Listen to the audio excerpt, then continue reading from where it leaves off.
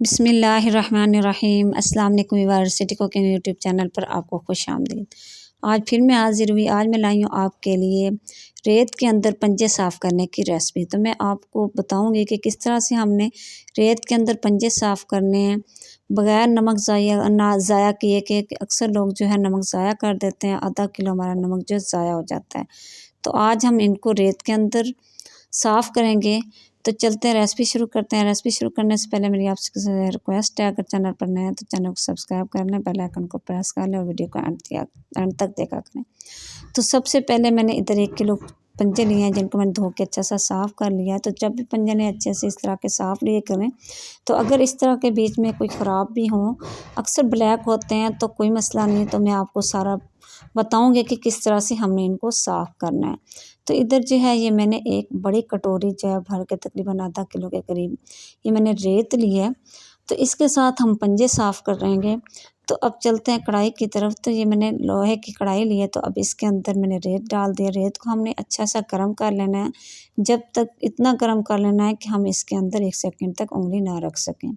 तो रेत हमारी गर्म हो चुकी है। तो इसके दरमियान में इस तरह से मैं पंजा रख दूँगी और उसके ऊपर जो है इस तरीके से चम्मच की मदद से रेत डाल देंगे और थोड़ा सा इसको इसी के रेत के अंदर हिला जुला लेंगे। तकरीबन हमने इसको 3 से 4 सेकंड देने, इससे ज़्यादा टाइम नहीं देना। अगर हमने ज़्यादा टाइम दिया तो हमारा पंजा जो है वो ज़्यादा गल जाएगा और इसका जो ऊपर वाली जो चमड़ा है वो उतारना मुश्किल हो जाएगा। तो ये मैंने कॉटन का कपड़ा लिया है। तो इस तरीके से हाथ की मदद से इस कपड़े के साथ जो है हम इसको ऊपर से उतार लेंगे। बहुत ही आसानी के साथ ये उतर जाएगा, कोई मुश्किल नहीं है। ये आप दरमियान में देख सकते हैं थोड़ा सा रह गया, तो दोबारा उसको रेत के ऊपर रखें और आराम से हाथ की मदद से उसे उतार लें। इस तरह मैं दूसरा ऊपर पंजा रखूँगी, मैं 2 से 3 आपको बना के दिखाऊँगी। तो इसको भी मैंने निकाल लिए और हाथ की मदद से इस तरीके से बड़ी ही आसानी के साथ इसको हम उतार लेंगे। इस तरीके से और पंजा रखें, इस तरह से दरमियान में ऊपर रेत डालें और इसको भी उसी तरीके से हाथ के साथ उतार लेंगे। बड़ी आसानी के साथ बग़ैर नमक ज़ाया किए हम रेत के अंदर जो है सारे पंजे साफ़ कर लेंगे इसी तरीके से।